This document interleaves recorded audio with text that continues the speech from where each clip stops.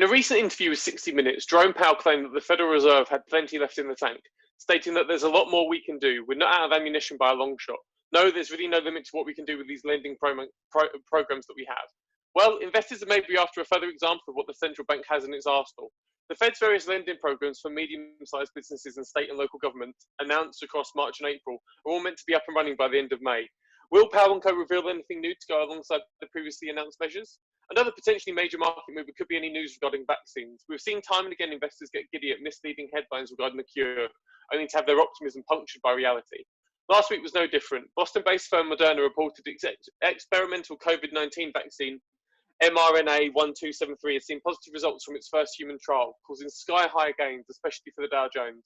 And then the Boston Globe cast doubts on the whole affair, highlighting that the trial only covered 8 people and that Moderna failed to publish any data to back up its claims.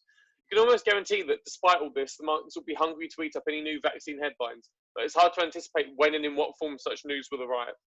As for the US-China situation, Trump hasn't really let up in his attacks, accusing the World Health Organization of a pro-China bias and an alarming lack of independence from Beijing, going so far as to threaten to revoke the USA's membership. Another tweet claimed it was the incompetence of China that caused the pandemic. Not content with that, Trump went further, accusing China of spreading pain and carnage throughout the world, while also claiming Beijing is on a massive disinformation campaign because they want Joe Biden in the White House.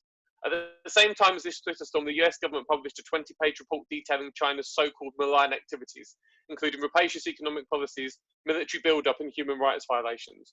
This is all part of a dangerous game Trump is playing to try and win over voters heading into November, a game that is increasingly concerning for investors, because sooner or later China is probably going to retaliate, and we might face a return to the sort of the nadir of the US-China relationship we saw at points during 2019 and 2018, before the most recent trade deal was put in place, when the markets were repeatedly gripped with real intense fears about what a disintegration of the relationship between those two superpowers could mean.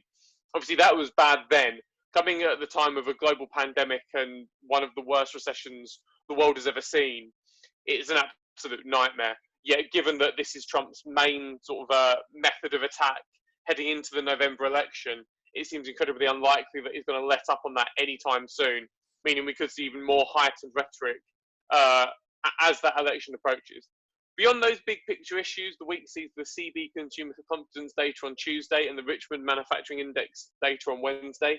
For a second look at the Q1 GDP reading is joined by the durable goods orders figures and the weekly jobless claims figures on Thursday.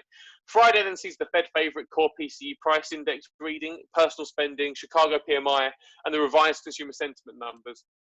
As mentioned, however, none of those figures really have the kind of clout needed to make themselves felt on the markets. It's far more likely that the investors are going to be focused on one of those big 3 key issues, be it any kind of news from the Fed heading into June, any update on the Moderna vaccine, or other vaccine trials from around the world, and then probably most importantly the US-China relationship, as that really seems to be repeatedly coming to the fore in investors' minds and becoming sort of the dictating factor for a lot of the more recent sessions.